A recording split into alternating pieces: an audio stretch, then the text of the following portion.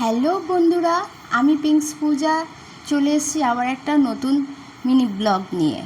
তো আজকে সকাল থেকে মনটা একটু খারাপ ছিল। মন খারাপ থাকার কারণ হচ্ছে তোমাদের দাদাভাইয়ের সাথে আজকে আমার খুব ঝগড়া হয়েছে।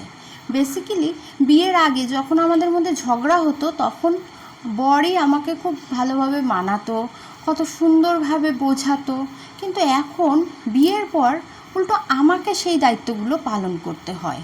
তো উনি তো চলে গেছে রাগ দেখিয়ে অফিস, তাই জন্য আমি ভাবলাম যে কি করে ওনাকে একটু ভালোবেসে রাগ ভাঙানো যায়।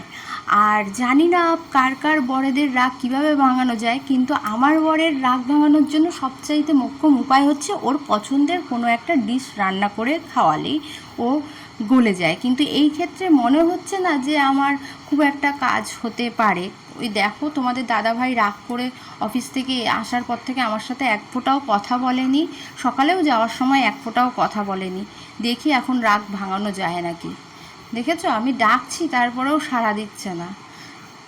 আর আগে আমাকে উল্টো ডেকে ডেকে ডেকে ডেকে ফোন করতো, কত সুন্দরভাবে মানাতো, কত বোঝাতো। আর এখন আমার কথার কোনো ভ্যালুই নেই ওর কাছে।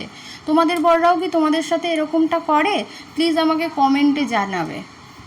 খাও একটুখানি, এরকম করো না, খাও না।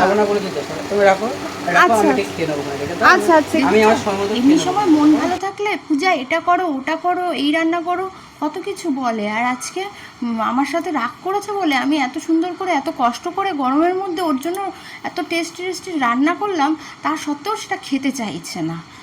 বাবা, এত রাগ ছেলে মানুষের! ও বাবা, এদিকে আমার উপর রাগ করেছে, আমার সাথে ঠিকমতো কথা বলছে না, ওদিকে ঠিক খাওয়া দাওয়াটা ঠিক আছে। একটু ভালোবাসা আর একটু রাগারাগি, এই নিয়েই হচ্ছে জীবন। আর যদি আমার ভিডিওটা ভালো লেগে থাকে অবশ্যই লাইক করে দেবে। আর যদি তোমার দাদাভাই আর আমার এই ধরনের ভিডিও চাও তাহলে অবশ্যই জানাবে। তা কমেন্টের মধ্যে আজকের জন্য টাটা।